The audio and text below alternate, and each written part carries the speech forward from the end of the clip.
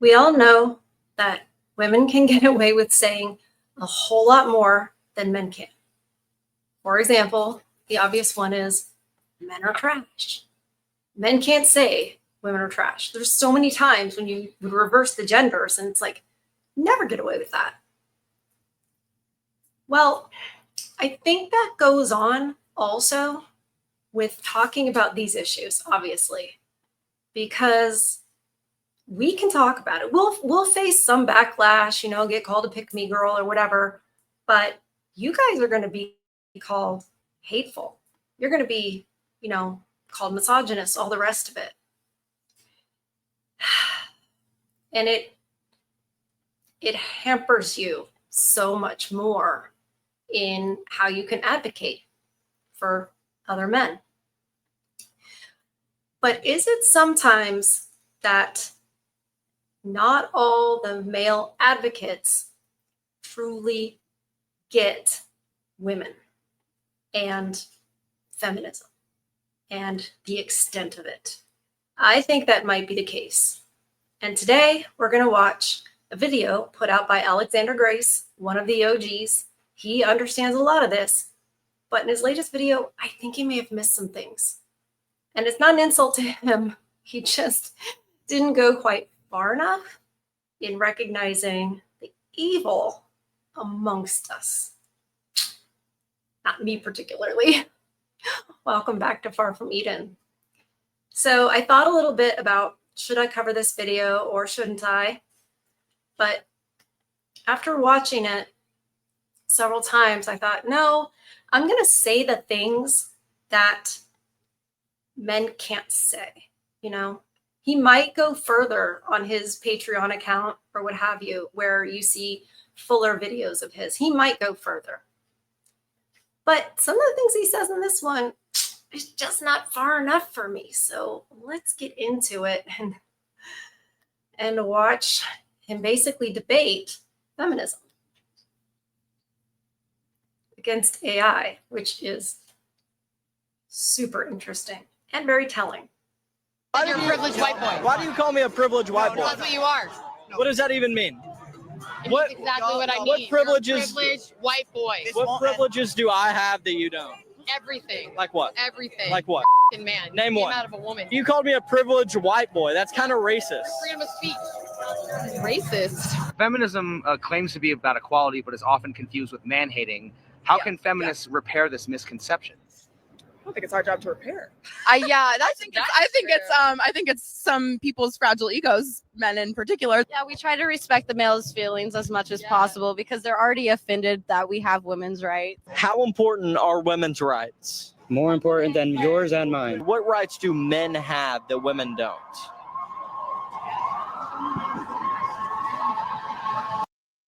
Tell me you had a single mother without telling me you had a single mother. Something. Someone radicalized you to basically think against yourself in his case. I mean, look what he's wearing. Handmaid's Tale outfit. But and it's almost worse because he's a traitor, I love how Alexander Grace is laughing at it. Yeah, that's the proper response. But these women that are answering this question, bless you, are not answering it really because they don't have the answer. But here's the thing. They think they're answering it. They really do. He says a simple question women can never answer. They think they're answering it. They really do. They think, yeah, I said it. Why? Why do we think that? Well, the brainwashing and the propaganda is very effective. I know that's a simplistic answer, but it's the truth. There's a reason why feminism and everything got going in the 20th century, and so did mass media. It's everywhere. Once you see it, you can't unsee it, but we were programmed. I can tell you because I experienced it from a woman's point of view. So I can say, yes, it was targeted at it. It was targeted at us from commercials to movies, television shows, I mean, look at, for example, the Cosbys. Look at Claire Huxtable, right? She was super mom, and she was an attorney, and she was an amazing wife. That's everything, right? That is everything. And she was pretty much in charge, and she dictated what, Cliff could and couldn't eat. He was sort of made fun of a lot of times for being kind of goofy and things like that. Not as bad as it became with the goofy sitcom dads, but I know a lot of you guys think about the goofy sitcom dads and how bad it made the men look. And yes, but what did it tell us about what our role should be and who we should be lording over and why? So it got started a long, long time ago. And if I experienced that from my generation growing up in the 80s and 90s, think about how bad it is for Gen Z, especially being raised by people who were indoctrinated the same way. The boomers didn't have it the exact same way as we did. They didn't have as much of it. And their parents certainly didn't have as much of it. So it has gotten stronger through the years. And I swear I'm not belaboring this point, but they think they're answering this question. The only one I think who realizes he can't really answer is this guy. I think he's the one going, oh, darn it. I don't know, because I truly believe that the women here think they're answering the question. They think it's as simple as what they're regurgitating, because that's all they're doing. I think I'm done here today, guys. What rights do men have that women don't?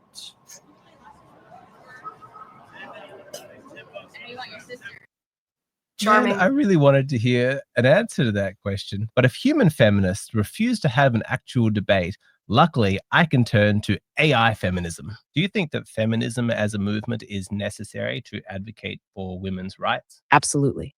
Feminism, even in its mainstream form, continues to challenge systemic inequalities and cultural biases. So what rights do men have in the West that women do not have? That's a fair point. Legally, men and women generally have equal rights in the West. A lot of times men think that's a gotcha. And to some extent it is on the younger ones who are like, they really think that laws are against them because the whole anti fetus elitist stuff has told them, hey, you don't have healthcare rights, you don't have healthcare rights. And you can get them with talking about the draft, right? We've all seen that with Andrew Wilson debating, say, for example, the Chicks on the Whatever podcast, right? But they have a harder time, those younger women have a harder time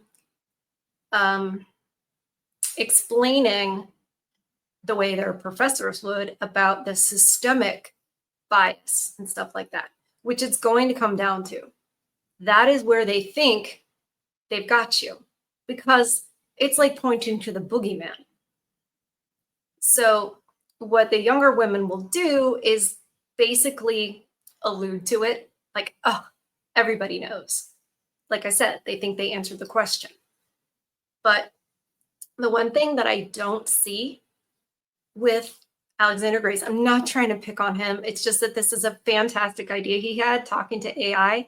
And it's the perfect way to show that there's no difference when you're talking to women out on the street, even at a women's protest or whatever, and talking to AI. There's really no difference because the programming is the same. We are programmed, AI is programmed. The deeper question I think we should all be asking too, and by all of us, I mean like the people who do recognize these issues, recognize the problems with feminism. You can't say that too much, without YouTube hiding this video. And men being second-class citizens is you have to think about, or I think you should think about, who's programming them and why. Qui bono? Who benefits? Who's behind all that? And I get it. You're like, Oh, it's not a conspiracy? Right. Because we didn't learn anything from 2020. And a lot of us didn't need to learn 2020 stuff to know. A lot of people can be in on something when a lot of people benefit. Small compared to the majority of us, but qui bono, who benefits? Who's programming these women? Who's programming AI? AI will always give you some sort of leftist type answer. Why? However, feminism addresses deeper issues like wage gaps, gender-based violence, and representation, which aren't solely about legal rights. Do you believe these issues are fully resolved without? Excuse me. They say representation. What do you mean, like astronauts? I mean, fields too that women are not interested in. That after all these decades, I mean, like, you can do anything, you can do anything. And women are just like, I don't want to. So I shouldn't have to. I don't feel any duty or responsibility to keep the lights on or keep the oil flowing or other difficult jobs like underwater welding that we don't even know exist. Yeah, we don't want to do that. We want to be nurses and teachers. Some of us want to be, big girl bosses, but a lot of us just kind of abandon it partway through because it's a lot of work. It's a lot of overtime. Ongoing feminist advocacy? Well, let's be clear on our terms here. Please define feminism. Feminism is the belief in and advocacy for social, political, and economic equality between the sexes. Okay. So you say that feminism is necessary to advocate for things like gender-based violence, and you also say that feminism is about equality. But I would say that there's a contradiction there, because if feminism was truly about equality, it would look at all forms of gender-based violence. But when we talk about domestic abuse from a feminist lens, they're only ever talking about toxic masculinity, male violence, battered wives, the Duluth model of punishing men. If feminism was truly about equality, they would spend equal time looking at the ways that men are abused inside relationships. Okay. He makes a valid point. He's exactly right. But this is where we have proof, I think, that it was never about that. All you can go back to the middle of the 1800s, the Seneca Falls Convention, right? The Women Convention at Seneca Falls, right? Elizabeth Cady Brown, somebody Stanton. You guys know my brain is tired. MS brain gets cloudy. You guys know if you've been here a while. I know who they are. Anyway, they are all there in Seneca Falls, New York, at a convention, talking about their Declaration of Sentiments, which we've covered on this channel. I might do it again, actually. Talking about their Declaration of Sentiments, talking about tearing down the patriarchy, talking about the family is oppressive, basically establishing the victim-oppressor model between the genders. There's no two ways about it. That is not equality. They use that word here and there, right? But it's not what they're about. It never has been. I would encourage him to read Occult Feminism by Rachel Wilson, because it will tell you, it will illuminate that the beginning was very much not about equality at all. And I can't point to a single place in society where it actually was. It was always sold as that, marketed as that. But it was never that. It was always victim oppressor. And you see that everywhere. You see that in dating. It seeps into everything like a poison. And it has even made dating, that this victim oppressor model, it's even made that a problem. Because whatever the man is, he's probably a creep, right? This is why you can't go up to a woman, right? Because She's going to maybe think you're a creep or think you're dangerous or think you're a predator. That's why you can't walk by a playground and just watch some kids like throwing a ball around and think it's cute. Because you're a predator. Where did we get that from? Feminism. That's what established that. And it established that from the get-go. And the problem I see with some of these very, very smart and educated podcasters and male advocates like Alexander Grace is just being too nice. He's just being too nice. He doesn't also recognize our nature. We'll get into that a little bit as we go, but let's see him continue to debate AI. That's a sharp observation. The critique is that feminism should care equally for all victims of abuse, regardless of gender. Should. However, the reason feminist discourse emphasizes violence against women is because society historically downplayed their victimization. Do you think that public discourse genuinely ignores male victims? Or could it be that male victimization is culturally minimized and feminism is often wrongly blamed for that?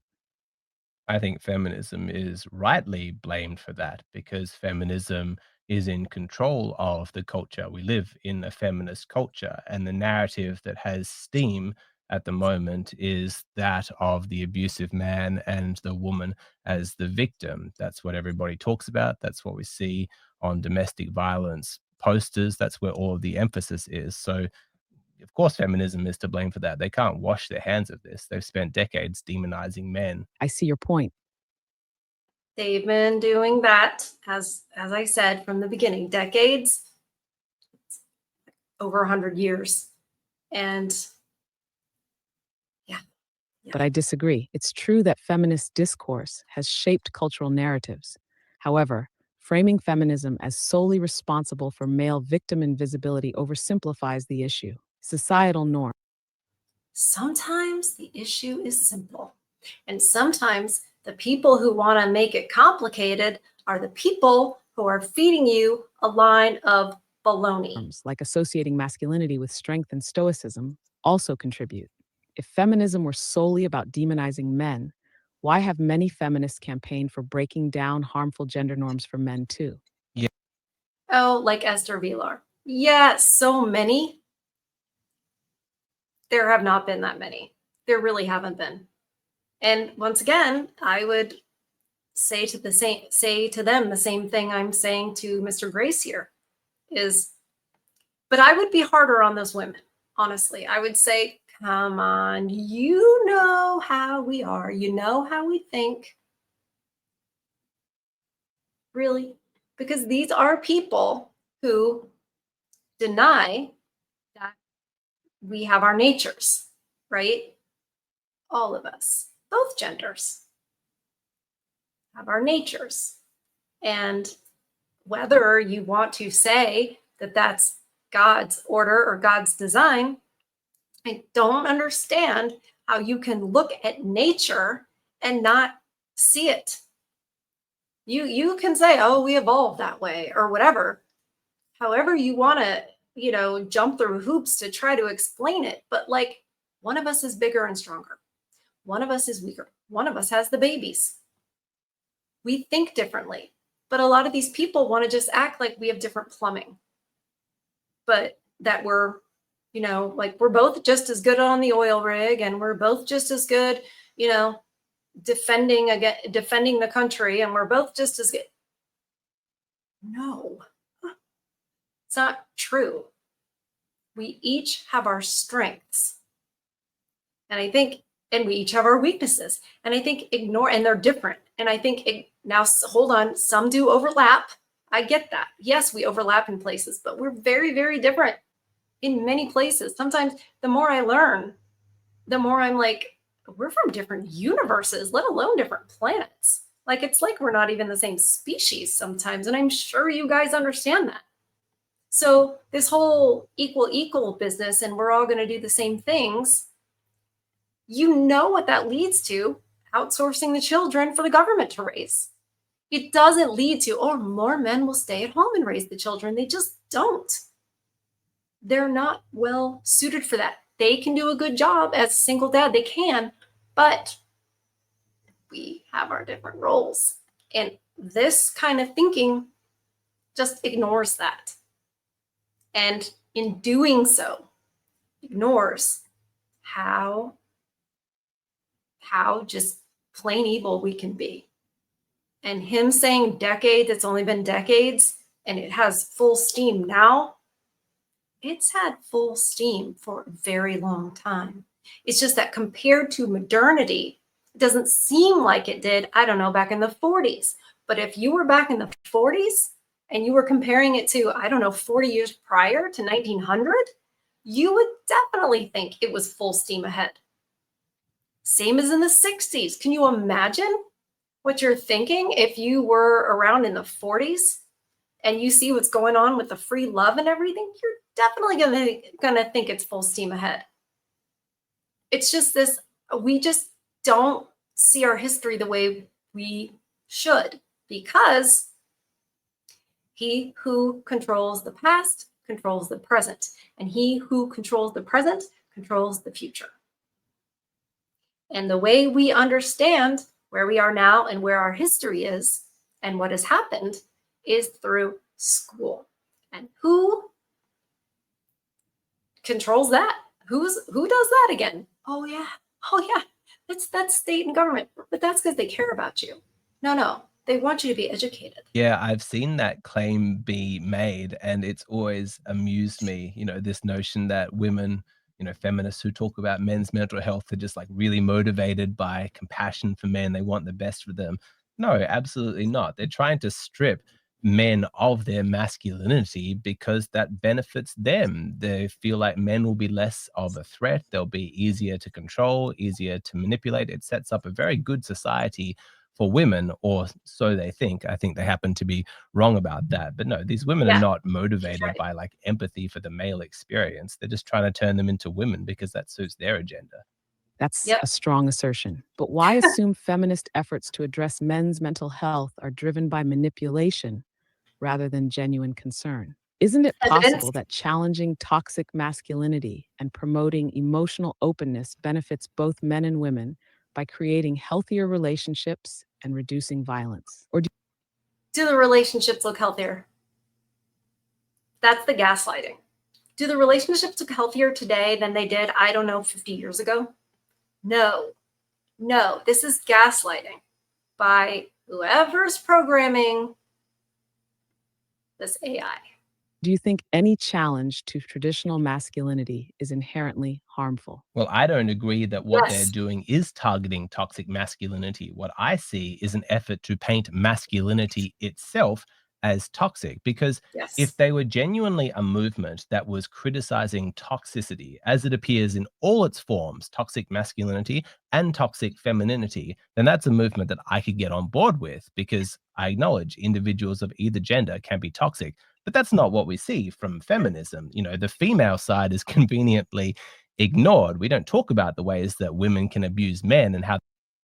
No, we're sugar and spice and all things nice. We don't do that. That relates to the gender. It's always the same narrative of the awful man who is taking advantage of the poor victim woman. And that is a very convenient narrative to say, hey, like, we're just after toxic masculinity. But no, it's completely gendered, one-sided. Like, you always see the women's story taking precedence. That's suspicious. I hear you. It's true that mainstream feminist messaging focuses heavily on male-perpetrated harm, but that's partly because the public narrative has long marginalized women's experiences. Baloney. She'll say something and then justify it. She sounds like she's being somewhat agreeable and understanding your side, and that can trick some people, believe it or not. But it's just still more gaslighting. Feminists argue they're correcting that imbalance. Do you think the pushback on toxic masculinity comes not from painting all masculinity as toxic, but from trying to redefine it in healthier ways? Okay, that part makes me really mad. redefine it in healthier ways, right there, that's an admittance that we don't like masculinity. We think it should be more feminine. We think your masculinity is just all wrong and it's not good. Man bad. This is where we get man bad. When you start attacking masculinity and calling it toxic in really, sneaky ways and saying we're going to, make it better, this is man bad. I've never heard anything about femininity needing to be made better. I've never heard of that. Weird. For example, encouraging empathy and emotional expression, or do you believe any attempt to redefine masculinity inherently devalues it? So you have a very rosy picture of the motivations of this feminist movement. Like, oh, women's suffering inside relationships was marginalized for so long. That's why there's such, a glut of that story and not talking about men's. I don't know what culture you've been looking at, but it feels like for the past 5 or 6 decades, that's the only story that's ever been spoken about. If we want to talk about a narrative that has never been shared and spoken about, it's clearly the men's narrative. Like, how Right. much mainstream discourse is there about how women abuse men inside relationships? None. That's actually the None. unspoken story. I'll tell you what, it's a good way to get your YouTube video hidden, demonetized, all the rest of it. If you talk about that stuff, that's a no-go. They silence it, they downplay it, they hide it from, you don't see it anywhere mainstream. You certainly don't see stories about it. You don't see movies about it. There's tons of movies with women with, abusive husbands, Sleeping with the Enemy, with Julia Roberts, Enough with Jennifer Lopez. I think there was one with Ashley Judd. Just so many. And every single episode of SVU practically. Where is it the other way around? It's not. So to look at the past few decades of mainstream discourse and to conclude that women's story has gone unspoken, and that's why they need to dominate the narrative now, Yeah. just seems like bizarro world to me. Like, I cannot relate to where you're coming from at all in that. That's You're ridiculous. absolutely right that the male victim narrative is less visible in mainstream discourse. But I'd argue that's more due to broader cultural discomfort with seeing men as vulnerable rather than feminism's intent. Yes, No. She just said, she's just contradicting herself every which way. These people will just move goalposts and shift and turn and gaslight you so you question your reality. And that's what we women are being programmed to do too. Sometimes I look at these younger women and I just think, goodness, forgive them for they know not what they do. And then I see how they hurt you guys and I think, oh, I don't know. That's a hard ask. the dominant narrative has focused on male violence against women, but that's because it's such a widespread issue. The relative silence around female perpetrated violence may reflect societal reluctance to portray women as aggressors. Would you agree that this reluctance is rooted in long-standing gender stereotypes? Societal reluctance. Whose reluctance? Because we're begging for it, okay? Societal's reluctance.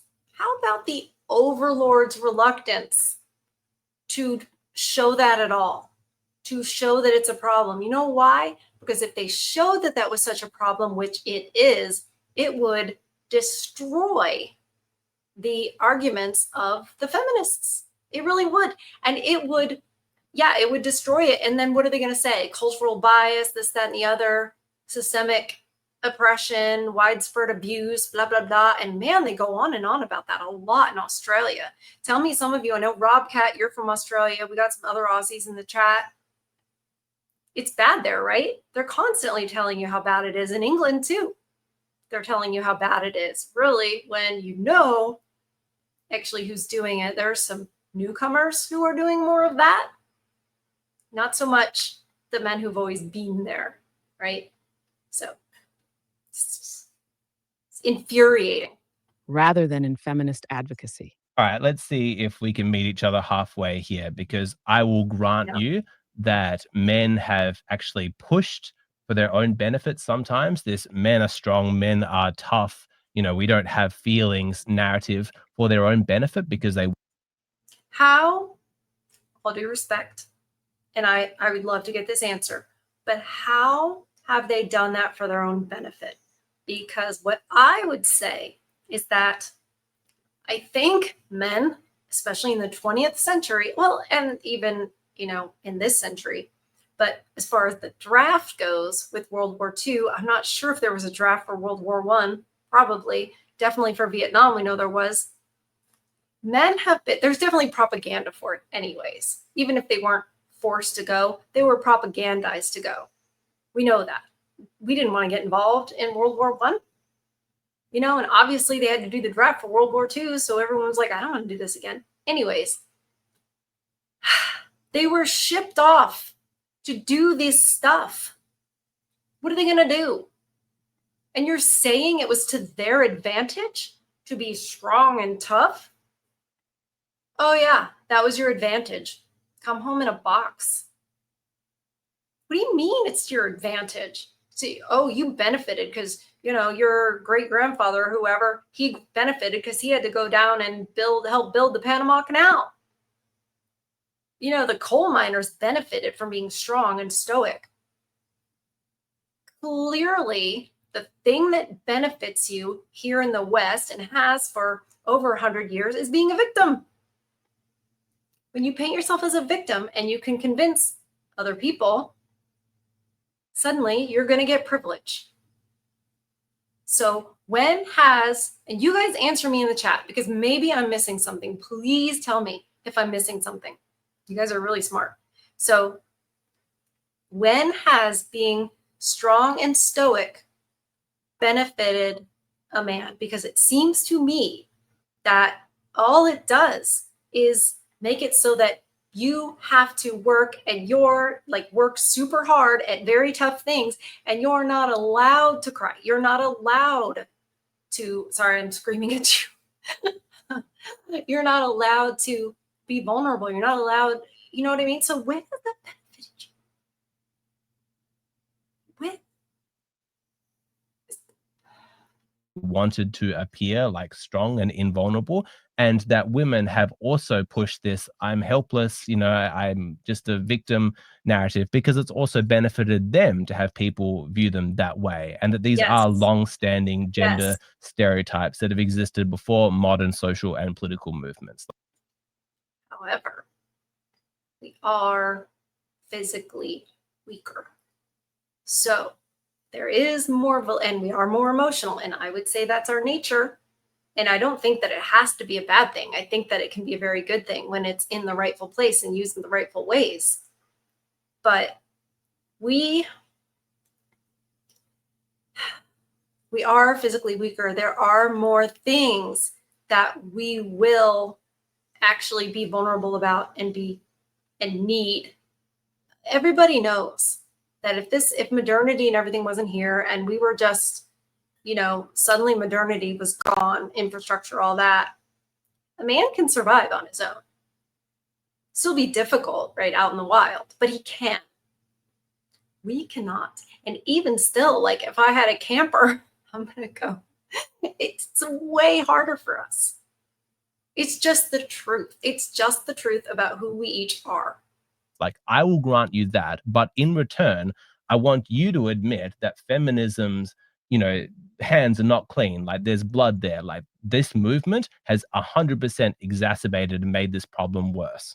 I can acknowledge that mainstream feminism has at times reinforced certain narratives, like emphasizing male aggression and female victimhood, which may have contributed to silencing male victims. Feminism Maybe. hasn't always been perfectly inclusive or balanced. However, I'd argue its primary goal has been to address systemic gender inequalities. Could we say that while feminism has made missteps, it's still a crucial force for challenging these harmful norms?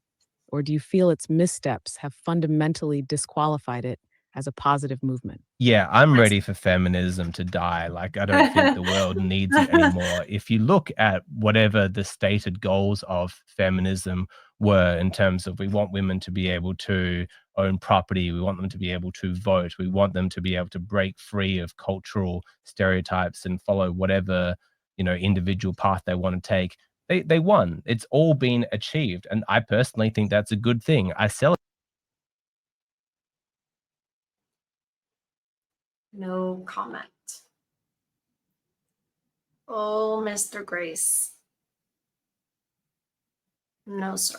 No. Celebrate that. But at this stage, the movement has outlived its original purpose. Women have achieved the structural and systemic equality that they wanted to achieve. So what's happened now is it has morphed into a reactionary hate group that continues to push for female supremacy. And I fundamentally disagree with your characterization of the movement as being about gender equality. It's obviously not, because they spend no time talking about men's issues and the way that men are discriminated against. It's all women, women, women. So I completely don't buy into your framing that this is about equality. Let's just call a spade a spade. Feminism is a female advocacy movement that wants women to succeed. That is its goal. You've made Right? And at the expense of who now?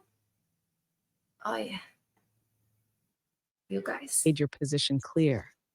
I won't deny that modern feminism has at times leaned toward prioritizing women's experiences and rights, often at the expense of broader equality narratives. However, I'd argue that the persistence of wage gaps, underrepresentation of women in leadership, and ongoing cultural biases. We're right back to where we started. It just did a whole complete loop. That's exactly where she started. It's like, just rewind the tape and start again. Ongoing cultural biases, blah, blah, blah. Show there's still unfinished work. Could it be that while you see feminism as an outdated women first movement, it's still addressing systemic issues that genuinely affect Nope. women today? Or Nope. are you convinced those issues no longer justify the existence of the movement at all? Yeah, Never those did. issues are basically non-issues. They're not really significant enough to justify the smothering of the entire culture in this feminist narrative. And you need to weigh whatever good they would be doing in advocacy in those narrow specific areas with a huge amount of harm that feminism is doing in brainwashing young women coming up into thinking that they're victims and that men are the enemy. And of course, all of the damage done to men who have to stomach everyday accusations that their masculinity is toxic, that we live in a patriarchy, that they are privileged, and that nobody wants to hear their pain. I understand your frustration, but I would argue that the current cultural narrative doesn't smother everything with feminist ideology. Doesn't smother everyone with that ideology. Okay. More gaslighting? That's where we're at. So I will put the link to the full show, the full 45-minute show of his in the description. Please go and watch the whole thing. He does really good work. He's right about most of the things. I just think he doesn't go far enough, and he doesn't really know the history of that movement and what its intention always was. They said some nice things, and society and media and overlord put that stuff front and center. Oh, equality, blah, blah, blah. But it's always been basically a Marxist movement. Victim-oppressor. It's always been a Marxist movement, and we know where that goes. We've seen the experiment of it in Russia and China and Cuba. We've seen it. Vietnam, different places around the world. We've seen what happens. And the whole victim-oppressor routine is used because who is this victim, right? In any of the victim-oppressor situations, who is helping this victim? We did not, mount up the troops and take our right to vote and do those things. We didn't do that. So who did that? Who was the force behind it? We don't have the force to do that. So who was the force behind it? Well, it was men. Who? Not you guys, not men like you. It was other people. Cui bono? Who benefits? Well, how has government changed, not just the United States, but all across the West, and in some cases, kind of all across the world, and how it's, consolidated a bit. And immigration has been very fluid, and things have moved more to the left, increasingly, regardless if you say, oh, we just have to vote in the conservatives, we just have to vote in the Republicans, and whatever your country calls that, the right side of the political spectrum. Oh, we just have to vote better people in, but we always move to the left. And there's a huge voting bloc that facilitates that. Weird. So at the end of the day, cui bono, who's behind it? And that tells you the intention and how diabolical it's been from the beginning. And we get programmed, and even the young boys now, especially in these latter generations, the youngest one, Gen Alpha, then Gen Z, and so a lot of millennials. You saw that guy out there with that costume on. A lot of them are getting programmed too to believe this victim oppressor, narrative of what history has been. And it's just a lie. It's just a lie. So I think it's important to, say what's true and get to the bottom of things so you really know what the nature of it is. Basically, call out evil. The truth at the end of the day, no matter how long that day is, the truth wins. And, well,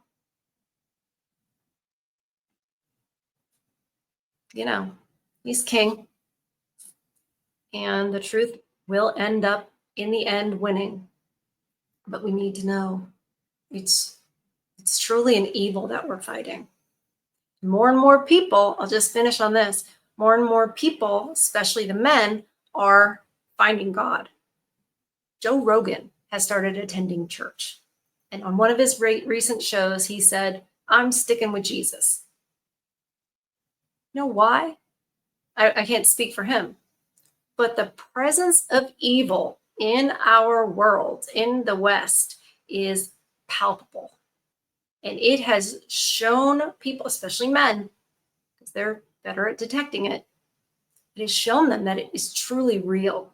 And so logically, if that's truly real and it's supernatural by nature, there's a balance of that, and there's good out there. And that's real too. We're more than just matter.